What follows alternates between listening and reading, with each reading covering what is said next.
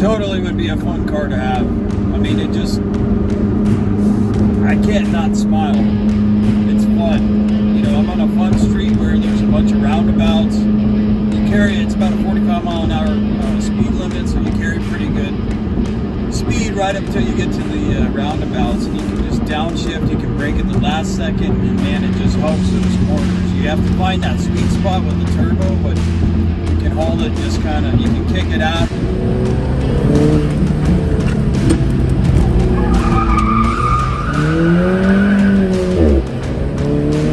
Nice. So this motor revs out, I think, at about 6,500 RPMs. It's a little tricky learning how to get out of first so fast. Now the gear changes are very quick, which is awesome. It's because of that dual clutch, but first gear, when you start to go, it'll rev out real quick. So you really have to listen to the motor and kind of get a feel for your car. And then I'd say about second or third, you really, you know, as it pulls and you're in a gear longer, you really get to hear that turbo spooling up and just kind of pushing. It's sweet. As you can see, I'm smiling the entire time here.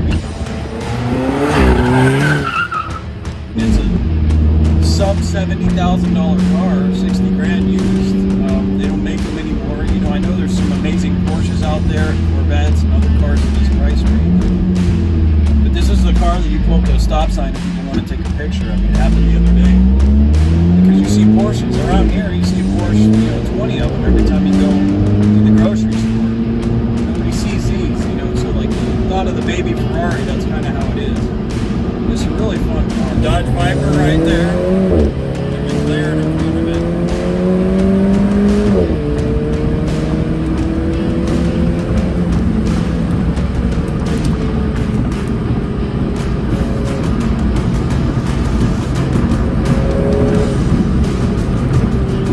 And that Viper's bouncing all around too. Looks like I might be able to out-handle that car. Man, that was a blast. I was trying to get it on video, but I couldn't do everything quick enough. But as I'm heading down this way, I had a McLaren. I spotted a McLaren at the roundabout and a Dodge Viper, so I cut around. The McLaren was gone. I was trying to fiddle with the video to get it, but I got some coverage up with the Viper. But that thing was bouncing all over the place, and I'm just, you know, right there on his butt. That was fun, man. This car's so impressive. Very low car. You see the carbon fiber tub. That's just awesome. This car's all about power to weight ratio, and fun little car to drive. I'm in race mode here, which means, you know, the yellow. Downshift with my flappy paddles here.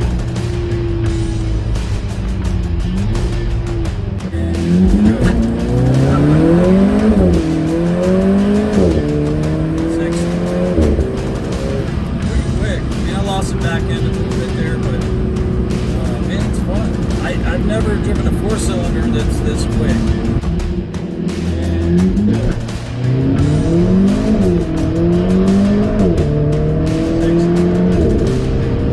Pretty quick.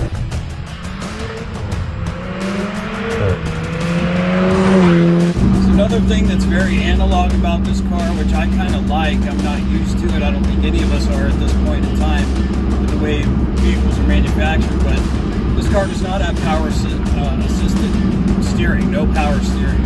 On the road when you're driving it, it just feels so planted. Now, you do feel every little thing. So a little bump in the road that it's almost like assisted steering would help you kind of navigate over some bumps or grooves. This, you feel every little bitty thing. I mean, we go karting quite a bit. It's really like being in a go-kart.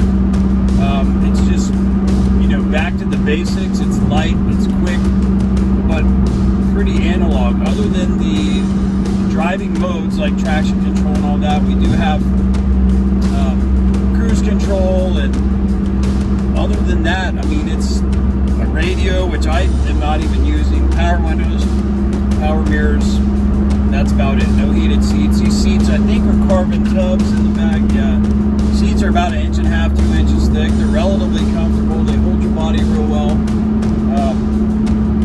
There's been some complaints I've heard on the steering wheel, the feel for it. I like it. I think it's very, you know, F1 centric. My hands are at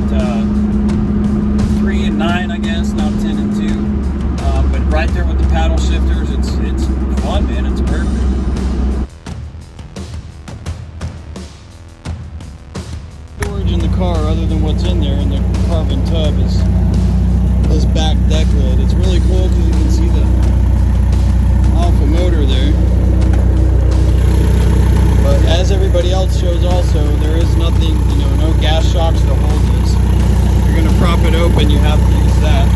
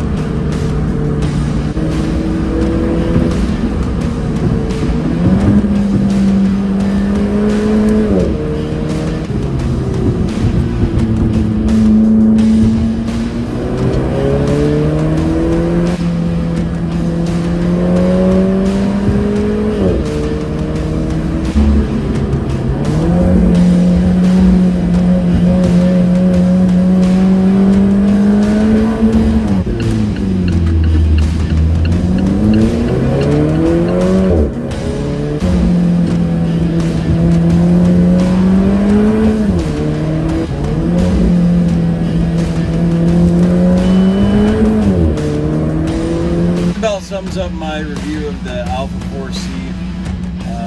I look at them online all the time. It's a car I'd like to own at some point. I've been very pleased with this since I figured out how to get it in race mode. It's just a fun little car. It'd be really fun to track. You can just tell, it sticks to the road. I'd have to spend some more time in it learning, the appropriate time to brake and how much to cut in. But typically in this car, when you dive that nose in, it's manual steering, so you have to kind of take it in a little bit more than a steering wheel that would be automatic, but the car will dive in and it seems to really just hold its line. So you have that balance of throttle where if you give it too much, it'll kick that ass end out a little bit, but even when that happens, you can hold it if if you get a good feel for the car. But definitely a car I would own. For the price, man, I just think there's some nostalgia behind them. They're fun cars. It's a small, fun ride. It's like having a little race car or a kart with street legal. So I don't know if this helps anybody, but I look at car videos all the time, and I'm very much an amateur as far as reviewing cars. And I'll try to put some more facts and stats up about this car.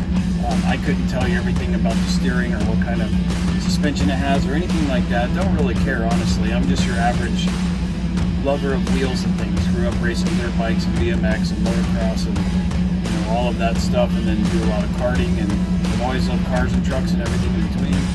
And I would love to have a Ferrari someday or many of the other supercars, but this is something that I've been following for years. I love the 4C. It's just a cute, fun little car. And now that I've driven one and reviewed it, hopefully it helps somebody else who might be in the market.